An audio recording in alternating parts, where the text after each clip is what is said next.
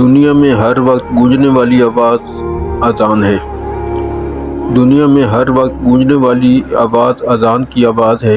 Report کے مطابق Indonesia کے مشرق میں واقع جزائر سے طلوع آفتاب کے ساتھ ہی فجر کی اذانیں شروع ہو جاتی ہیں اور بیک وقت ہزاروں مؤذن اللہ تعالیٰ کی توحید اور رسول اللہ صلی اللہ علیہ وسلم کی رسالت کا اعلان کرتے ہیں۔ مشرقی جزائر سے یہ سلسلہ مغربی جزائر تک چلا جاتا ہے۔ 1.5 گھنٹے بعد یہ سلسلہ سماٹرا میں شروع ہو جاتا ہے اور سماٹرا کے قصبوں اور دیہاتوں میں اذانیں شروع ہونے سے پہلے ہی ملایا کی مسجد میں اذانوں کا سلسلہ شروع ہو جاتا ہے اور 1 گھنٹہ کے بعد ڈھاکہ پہنچتا ہے۔ رپورٹ کے مطابق بنگلہ دیش میں ابھی اذانیں ختم نہیں ہوتی کہ کلکتہ سے سری لنکا تک فجر کی اذانیں شروع ہو جاتی ہیں۔ دوسری طرف یہ سلسلہ کلکتہ سے ممبئی تک پہنچتا ہے اور پورے ہندوستان کی فضا توحید اور رسالت کے اعلان سے گونج اٹھتی ہے۔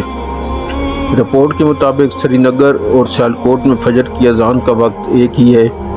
سیالکوٹ سے کوئٹہ، کراچی اور گوادر تک 40 منٹ میں اس عرصہ میں فجر کی اذانیں پاکستان میں گونجتی رہتی ہیں۔ پاکستان میں یہ سلسلہ شروع ہونے سے پہلے افغانستان اور مسقط میں اذانیں شروع ہو جاتی ہیں۔ مسقط سے بغداد تک 1 گھنٹہ کا فرق ہے۔ اس عرصہ میں اذانیں سعودی عرب، یمن، متحدہ عرب امارات، کویت اور عراق تک گونجتی رہتی ہیں۔ بغداد سے اسکندریہ تک پھر 1 گھنٹہ کا فرق ہے۔ اس وقت شام، مصر، صومالیہ اور سوڈان میں اذانیں شروع ہو جاتی ہیں۔ اسکندریہ سے طرابلس تک 1 گھنٹہ کا فرق ہے۔ اس عرصہ میں شمالی امریکہ، لیبیا اور تیونس میں اذانوں کا سلسلہ شروع ہو جاتا ہے۔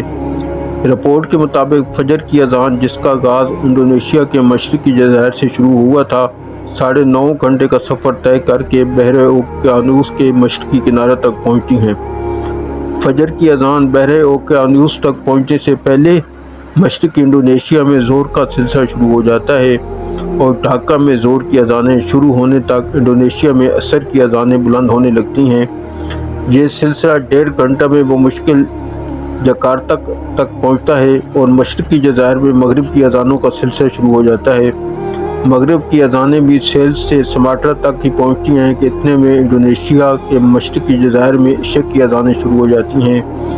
رپورٹ کے مطابق کرۂ ارض پر ایک بھی سیکنڈ ایسا نہیں گزرتا ہوگا کہ جب سینکڑوں ہزاروں بلکہ لاکھوں مؤذن اللہ تعالیٰ کی توحید اور رسول کی رسالت کا اعلان نہ کرتے ہوں۔